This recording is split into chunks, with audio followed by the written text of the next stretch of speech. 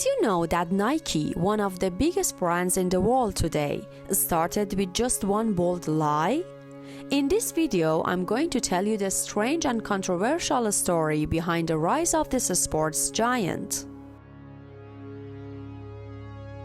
In 1962, Phil Knight was a college student in Oregon who loved running. Every time he put on his heavy old shoes, he thought, why hasn't anyone made lighter and faster shoes for runners yet?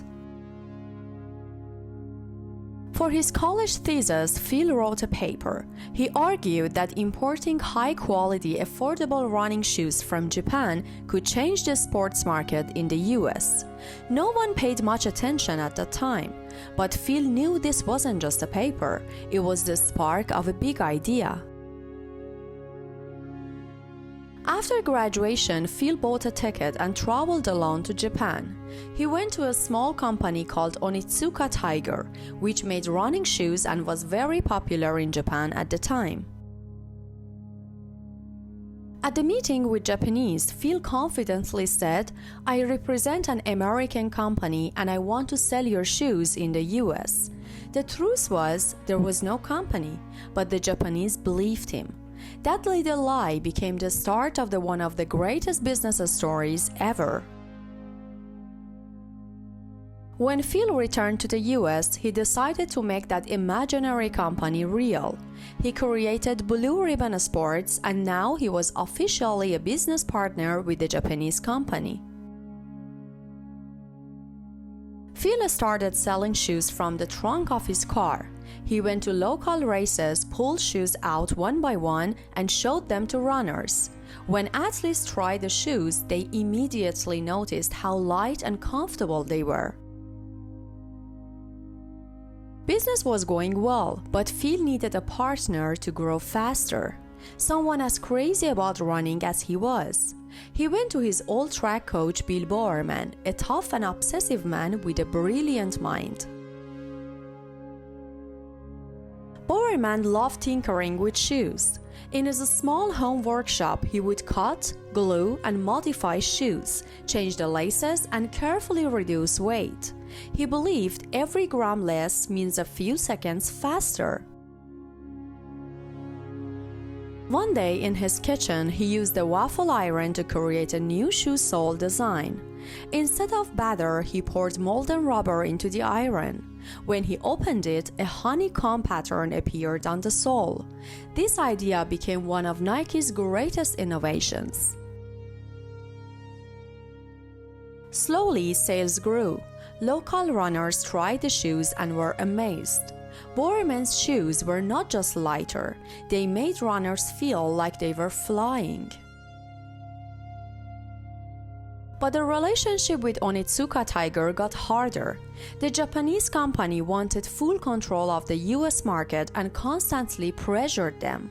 Phil and Bill decided it was time to break away and create their own brand, a risky but bold decision. In 1971, Phil and Bill finally chose a new name for their brand, Nike, after the Greek goddess of victory. The name sent a clear message: we were made to win. They needed a logo for the brand. They paid $35 to a design student named Caroline Davidson, who drew the simple swoosh inspired by a bird's wing in motion. No one could imagine that this simple $35 design would one day become one of the most recognized logos in the world. In 1972, just before the Munich Olympics, the first Nike shoes were produced. At first, people didn't take them seriously, but Phil Knight believed that his brand would one day conquer the world. By 1975, sales had grown, but debts and financial problems were high. They came close to bankruptcy several times. Phil would sit alone in his office at night, head in his hands, telling himself, "I can't give up right now." After several tough years, things started to get better. In 1976, Phil decided to take advertising seriously. Nike began using motivational slogans to stand out. with messages like "Run more, work harder, never give up." But competition with Adidas and Puma was really difficult. They had contracts with top athletes and controlled the global market. Nike was still a newcomer fighting to be noticed. Phil Knight believed if we cannot be bigger, we can at least be different. In 1984, Nike took a risk on a young basketball player named Michael Jordan. At the time, Jordan wasn't a global star yet. It was a big gamble, but Phil believed that this one player could change Nike's future. The result of this collaboration was the Air Jordan shoes. The NBA banned Jordan from wearing the shoes because of their bold colors. Nike turned that ban into a golden opportunity, saying in ads, "The NBA cannot stop you from wearing these shoes." And just like that, Jordan became a global star, and Nike went from a small brand to a worldwide symbol of power and daring. From 1985 onward, Nike's sales exploded. The shoes weren't just for sports anymore. They became a part of street culture. Across cities, young people played basketball wearing Air Jordans. After Jordan's success, Nike factories opened one after another. Athletes in every sport, like runners, basketball players, footballers, and even tennis players, wore Nike shoes. Nike appeared in the Olympics and World Cup stadiums around the world. TVs were full of Nike ads, and the new slogan, "Just do it," was everywhere. Simple, short, and powerful, and it motivated millions of people.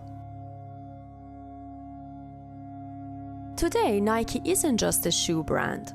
From basketball courts to running tracks, from football stadiums to city streets, Nike has created a full culture. Nike is a symbol of victory, willpower, and breaking limits. And it all started with a shy college student, a young man with no money, no fancy office, and not even a big team. All he had were a few pairs of shoes and an old car trunk.